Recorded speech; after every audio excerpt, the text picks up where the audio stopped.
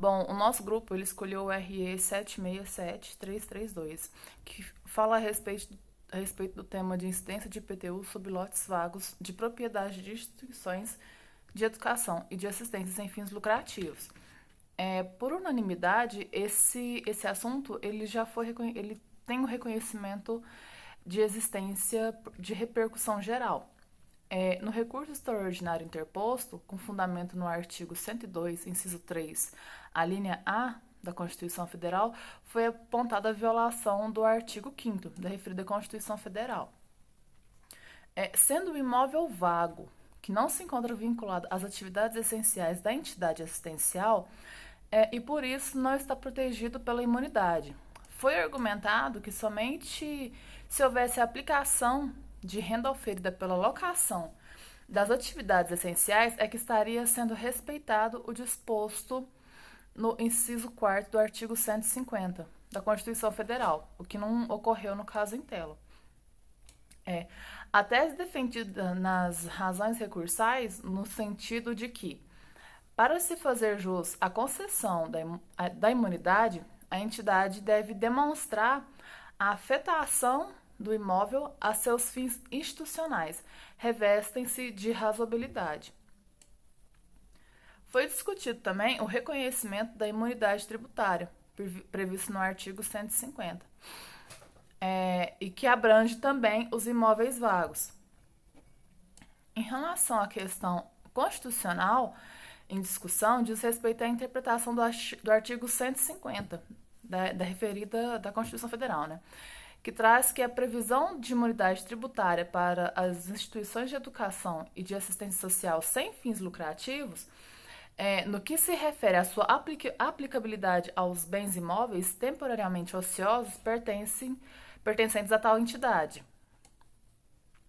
A imunidade conferida às entidades de educação sem fins lucrativos, previstas no artigo 150 da Constituição Federal, é de natureza subjetiva e incide sobre qualquer bem, patrimônio ou serviço dessas instituições, né?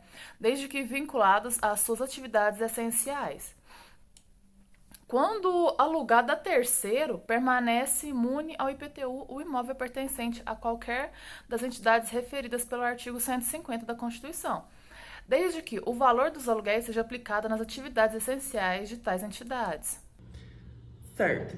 Então, feita essa breve introdução pela Marta do que se trata o recurso extraordinário que aqui será discutido, vou dar prosseguimento. Como visto, trata-se do tema 693, que versa sobre a incidência do IPTU sobre lotes vagos de propriedade de instituições de educação e de assistência social sem fins lucrativos. Imperioso ressaltar aqui, como já foi dito pela Marta, que a repercussão geral ela foi reconhecida por unanimidade em plenário virtual. Por quê? Em razão da sua relevância tanto jurídica como social e econômica, o que faz que ultrapasse o interesse subjetivo das partes. Dito isso, a questão constitucional em tela é o artigo 150, inciso 6º, a linha C, certo? O qual trata da imunidade tributária concedida às instituições de educação e de assistência social sem fins lucrativos. O referido artigo ainda vai dizer que devem ser atendidos alguns requisitos previstos em lei para que essas entidades e associações tenham direito a essa imunidade tributária ali prevista, certo? Dito isso, essa lei mencionada no artigo 150 é uma lei complementar, uma vez que compete a leis complementares, né, regular as limitações constitucionais ao poder de tributar. Assim, visto isso, né, a gente pode concluir que a imunidade tributária que se trata ali no artigo 150, inciso 6º, a linha C, é uma imunidade condicionada. E ao passo que essa lei complementar prevista lá no artigo 150, ela ainda não foi editada, a jurisprudência ela vai utilizar o artigo 14 do Código Tributário Nacional. E o que diz esse artigo 14? O artigo 14, ele diz que para gozar da imunidade, as entidades elas devem obedecer aos seguintes requisitos. O primeiro, não distribuir os lucros. Segundo, aplicar as receitas no país. E, por último, manter a escrituração de forma a assegurar a exatidão dos seus registros. Caso tais requisitos, esses do artigo 14 do Código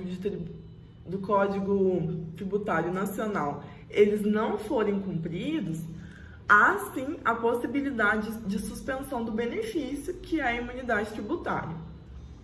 Certo? Então, feita essa explanação e retomando para o que foi decidido no recurso extraordinário, a gente tem que o entendimento ali reafirmado foi no sentido de que o imóvel, mesmo ele estando vago ou não edificado, ele ainda gozará da imunidade, uma vez que o fato de estar vago, por si só, não é suficiente para suspender essa garantia prevista em Constituição. Além disso, o fato do imóvel estar vago também não pode levar a uma afirmação direta de que ele está sendo utilizado para uma finalidade diversa daquela exigida pelo interesse público.